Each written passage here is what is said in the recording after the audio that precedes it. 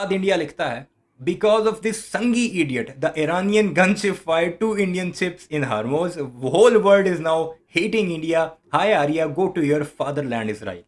यानी इस बेशरम संगी की वजह से ईरान ने हमारी जो 2 कश्तियां हैं, जो शिप्स थी, उन पर हमला किया है और पूरी दुनिया इंडिया को हेट कर रही है।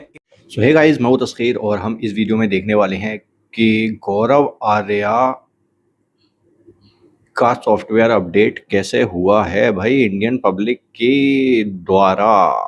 मतलब इंडियन पब्लिक ने इनका सॉफ्टवेयर अपडेट कर दिया है। सो स्टार्ट करते वीडियो को, लेट्स गो। दोस्तों, कुछ दिन पहले मैं टेलीविजन पे था, एक प्रोग्राम मैं करता हूं और उसमें मैंने कुछ बातें बोली। मैं उन बातों का जस्टिफिकेशन देने आपके सामने नहीं आया हूं, ना मैं अपनी किसी बात का जस्टिफिकेशन दूंगा, लेकिन मुझे ऐसा लगता है कि जब भी कोई बात कही जाए उसका एक कॉन्टेक्स्ट होता है और मैं यहां पे कॉन्टेक्स्ट आपके सामने लेकर आया हूं। ये कॉन्टेक्स्ट समझिए कि जो मैंने बोला उसके पीछे कहानी क्या है, मैंने क्यों बोला ये मैं आपको नहीं बता रहा, मुझे पता है मैंने क्यों बोला। अब मैं आपको एक बात बताता हूं कि ये जो मैंने टेलीविजन पे बोला उससे ईरानियन कॉन्सुलेट ये बड़ा परेशान हो गया भाई, बहुत ज्यादा परेशान हो गए। उन्होंने ट्वीट करा। क्यों करा ट्वीट, मुझे एक बात समझ में नहीं आई। लोग कहते हैं कहने दीजिए, कोई भी कुछ कहता है कहने दीजिए, फ्रीडम ऑफ स्पीच है, कोई बात नहीं। आपके यहां नहीं है, ईरान में नहीं है, that's all right, that's okay. आपके फ्रीडम ऑफ स्पीच और freedom of action and freedom of public expression, इसके बारे में मैं बाद में आके बात करूंगा। लेकिन दोस्तों, आज मैं आपके सामने कुछ सबूत लाना चाहता हूं और ये सबूत हैं तकरीबन 78 साल पुराने।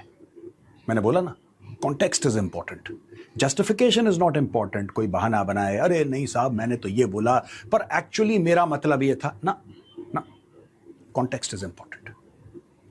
तो ये बड़े अपसेट हो गए और फिर लोगों ने फेसबुक पे, ट्विटर पे, ये वो दुनिया भर के वीडियोस बनाए। मेनी ऑफ देम मेड है, they say make hay while the sun shines, so many of them made hay.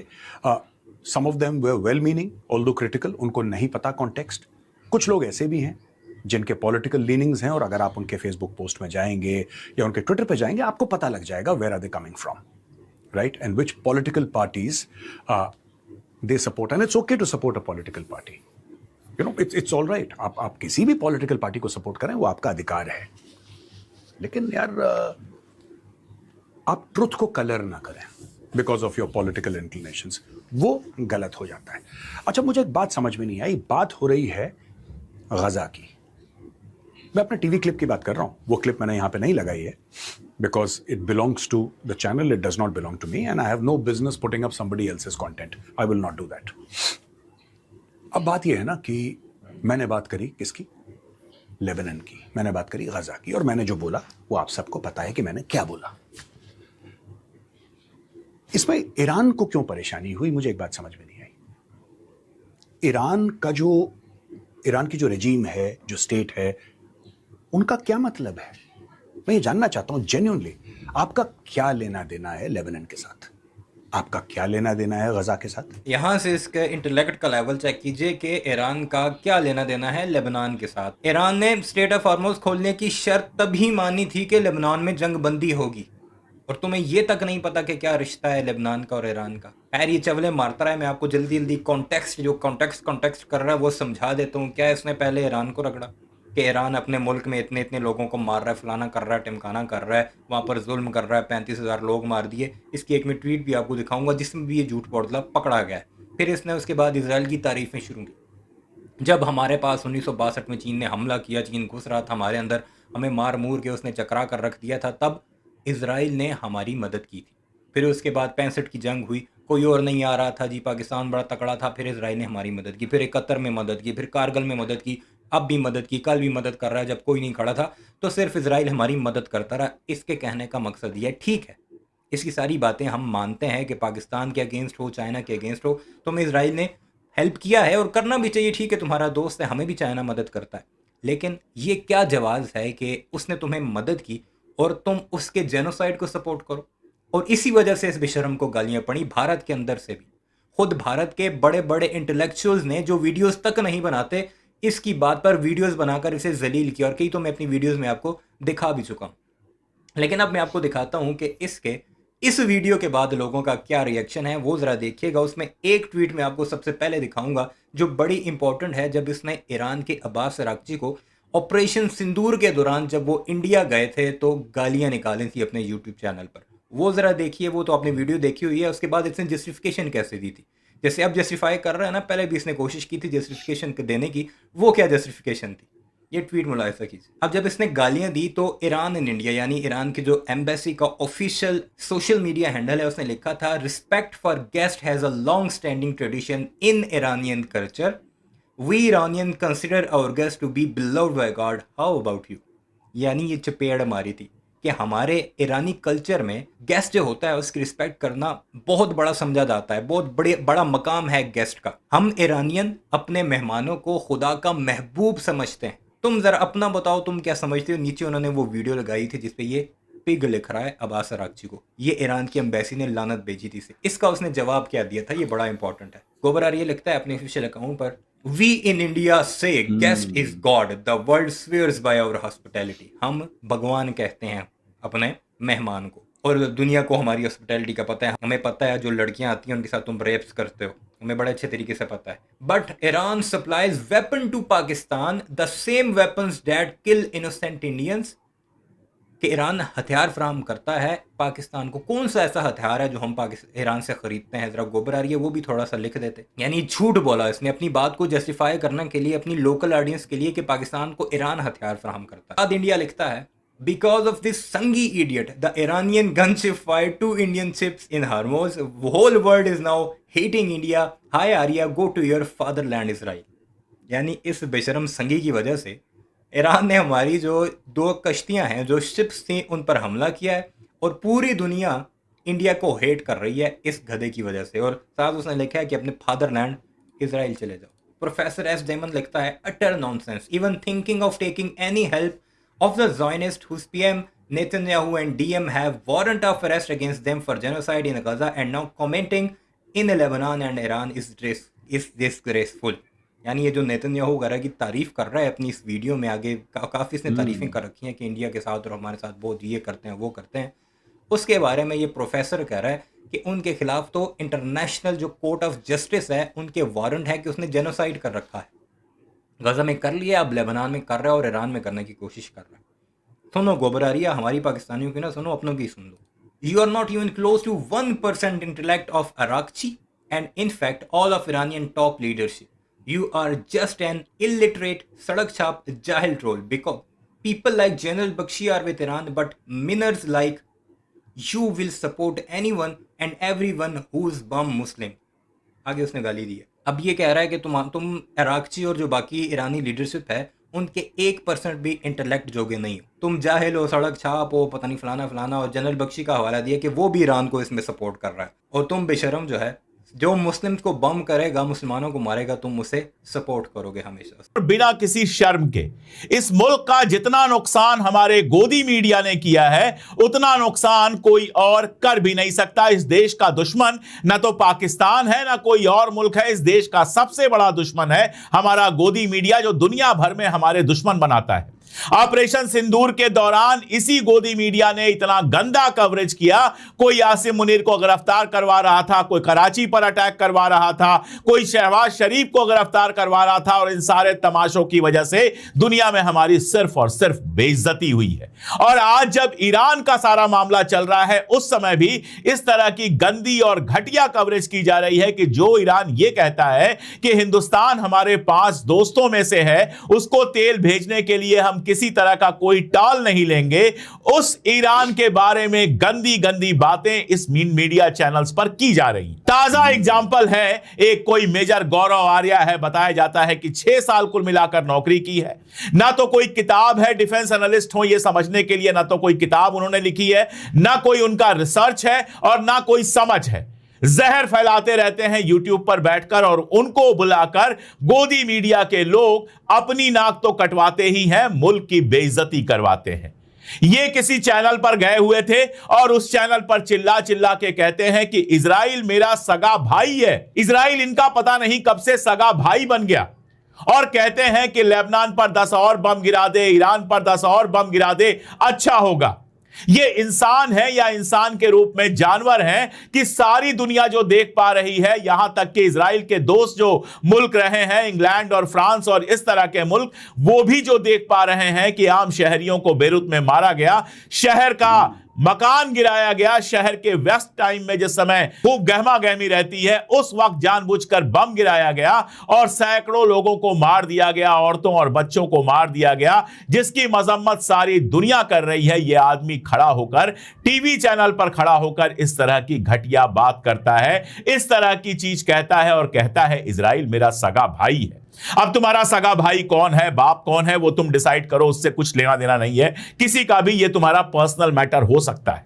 लेकिन जिस वक्त हिंदुस्तान ईरान के साथ रिश्ते सुधारने की कोशिश कर रहा है, प्रधानमंत्री मोदी ने पेजेश्कियन से बात की, हमारे विदेश मंत्री ने कई राउंड वहां के विदेश मंत्री अराक्ची साहब से बात की, अराक्ची साहब का जिक्र आया तो मुझे याद आया कि जब 12 रोजा जंग जब चल रही थी तब भी इस आदमी ने अराक्ची साहब के बारे में बहुत घटिया लिखा था, गंदी गाली दी थी, जिसके चलते ईरान में जबरदस्त एक माहौल बना था कि हिंदुस्तान में लोग ऐसा कह रहे हैं। और उस समय भी हम लोगों ने इसकी जम के मजम्मत की थी कि इस तरह की बातें नहीं की जानी चाहिए। और अगर इनको लगता है कि ये हिंदी में बोलते हैं इसलिए कोई देखता नहीं है, किसी को फर्क नहीं पड़ता है, तो देख लीजिए हैदराबाद में जो ईरान की एम्बेसी है उसने बाकायदा वो वीडियो कोट करते हुए टैग किया गौरव आर्या को और जवाब दिया कि नरसंहार करने वाले, जेनोसाइड करने वाले और कब्जा करने वाले शासन के साथ जो भाईचारा बना रहे हो उसकी कोई विश्वसनीयता नहीं है। ये classic gas lighting circular argument है। इजराइल अटैक करता है, लोग प्रतिरोध करते हैं, इजराइल और भी अटैक्स को सही ठहराने के लिए जो लोग विरोध करते हैं उनको गलत ठहराता है। आतंकवाद आतंकवाद आतंकवाद, ये बताइए घरों के ऊपर बम गिरा देना आतंकवाद नहीं है? और ये बताइए कि जिस आईएस को सबसे बड़ा आतंकवादी कहा गया, पूरी दुनिया में इस्लामोफोबिया फैलाने के लिए इस्तेमाल किया गया, उसी आईएस से जुड़े जोलानी को सीरिया पर बिठा दिया गया, सीरिया का राष्ट्रपति बना दिया गया। तो आतंकवाद की क्या बात करते हैं? जिसको आप कल आतंकवादी कहते थे वो आपका दोस्त है, जो इनकी मुखालफत करे वो आतंकवादी। ये फलस्तीन पर कब्जा करते चले जाएं, लेकिन ये आतंकवादी नहीं है। ये यूनाइटेड नेशन का कोई रूल ना माने, लेकिन ये आतंकवादी नहीं है। ये अपने देश की बाउंड्रीज तक को ना बताएं, लेकिन ये आतंकवादी नहीं है। ये बच्चों को मार दें, औरतों को मार दें, स्कूल पे बम गिरा दें, मस्जिद पे बम गिरा दें, हॉस्पिटल पे बम गिरा दें, लेकिन ये आतंकवादी नहीं। आतंकवादी कौन है? जो ये कहे कि हमारा मुल्क है, हमें इस जमीन पर रहने दो, जो अपने रहने की हक की बात करे वो आतंकवादी हो गया। और मैं ये भी बता दूं कि भारत सरकार ने ना हिजबुल्लाह को आतंकवादी घोषित किया है और ना ही हमास को आतंकवादी घोषित किया है। ईरान के साथ हमारे दोस्ताना रिश्ते हैं, ईरान की एम्बेसी यहां पर है और हमारी एम्बेसी ईरान में है। तो ऐसे लोग भारत सरकार की लाइन से भी उल्टे चलते हुए ईरान को ऐसे वक्त में दुश्मन बनाने की कोशिश कर रहे हैं जिस समय हमें उसकी जरूरत है। अगर सिर्फ जरूरत के लिहाज से भी देखें, छोड़ दे हजारों साल का रिश्ता, छोड़ दे हक की बात, अगर केवल जरूरत के हिसाब से भी देखें तो हमें ईरान की जरूरत है सस्ते तेल के लिए। हमें ईरान की जरूरत है कि स्ट्रेट ऑफ होर्मुज से वो हमारे जहाजों को आने दे।